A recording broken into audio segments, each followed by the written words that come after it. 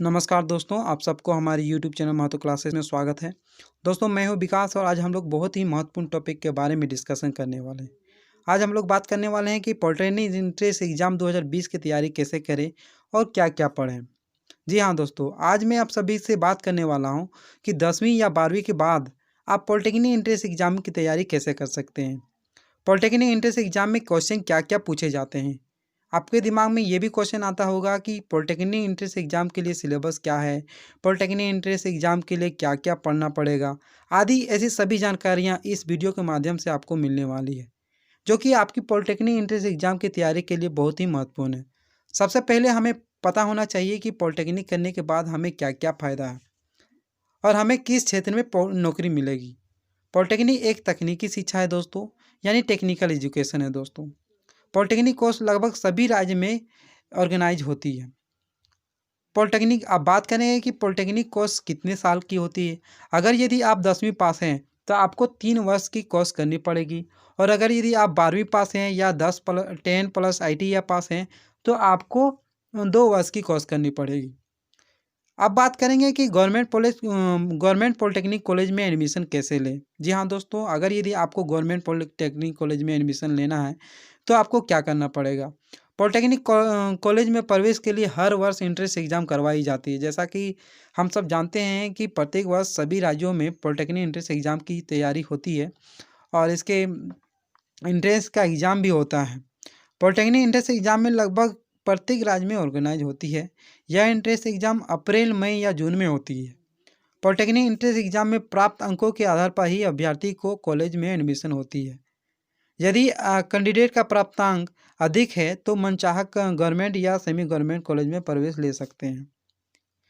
अब हम लोग बात करेंगे आयु सीमा की, यानी एज लिमिटेशन की। जी हाँ दोस्तों, अगर यदि आप पॉलिटेक्निक एंट्रेंस की तैयारी कर रहे हैं और आपको एंट्रेंस देना है तो आपकी न्यूनतम उम्र 14 वर्ष होनी चाहिए और अधिकतम उम्र की कोई सीमा नहीं है। पॉलिटेक्निक एंट्रेंस एग्जाम में क्या पढ़ें। अगर यदि आप पॉलिटेक्निक एंट्रेंस की तैयारी कर रहे हैं तो आपको जानकारियाँ होनी चाहिए कि आपको क्या क्या पढ़ना है। पॉलिटेक्निक एंट्रेंस में सभी प्रश्न ऑब्जेक्टिव प्राप्त के प्रकार के होते हैं। इस परीक्षा में गणित, रसायन और भौतिक से प्रश्न पूछे जाते हैं। अतः स्टूडेंट के तीनों विषय मैथ, केमिस्ट्री एंड फिजिक्स को बहुत अच्छे से पढ़ना चाहिए। अब बात करेंगे पॉलिटेक्निक एंट्रेंस एग्जाम 2020 का सिलेबस क्या है। मुख्यतः पॉलिटेक्निक एंट्रेंस एग्जाम में ऑब्जेक्टिव टाइप के क्वेश्चन आते हैं, जिसमें से गणित, भौतिक और रसायन से पूछे जाते हैं। जैसे UP polytechnic entrance exam, Jharkhand polytechnic entrance exam, Bihar polytechnic entrance exam. इन सभी एग्जामों में गणित से 50 प्रश्न पूछे जाते हैं, भौतिक से 50 प्रश्न पूछे जाते हैं और रसायन विज्ञान से 50 क्वेश्चन पूछे जाते हैं। अब हम लोग बात करेंगे कि कैसे पॉलिटेक्निक प्रवेश परीक्षा की तैयारी करें। नंबर 1, सबसे पहले आपको 10वीं क्लास तक की सभी फिजिक्स, केमिस्ट्री और मैथमेटिक्स की NCERT बुक जरूर पढ़ें। यदि आप 12वीं पास करने के बाद पॉलिटेक्निक कोर्स के लिए आवेदन कर रहे हैं तो 7वीं से लेकर 12वीं तक की NCERT जरूर पढ़ें। नंबर 2, पुराने क्वेश्चन पेपर को सॉल्व जरूर करें।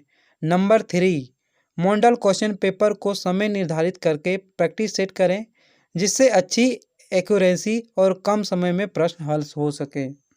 नंबर 4, रिवीजन किसी भी परीक्षा की तैयारी करने का सबसे अच्छा तरीका होता है, इसलिए सप्ताह में कम से कम 1 दिन विषय का रिवीजन जरूर करें। अब बात करें कि पॉलिटेक्निक कोर्स करने से क्या फ़ायदे हैं। पॉलिटेक्निक कोर्स करने के बाद स्टूडेंट किसी भी क्षेत्र में गवर्नमेंट सेक्टर में या सेमी गवर्नमेंट सेक्टर में और प्राइवेट सेक्टर में नौकरी ले सकते हैं। पॉलिटेक्निक कोर्स करने के बाद आप जूनियर इंजीनियर बन सकते हैं।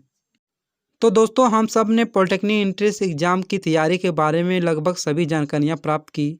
फिर भी अगर यदि आपके मन में कोई भी पॉलिटेक्निक की तैयारी से संबंधित कोई भी समस्या हो तो आप सभी हमें कमेंट बॉक्स पर ज़रूर कमेंट करें।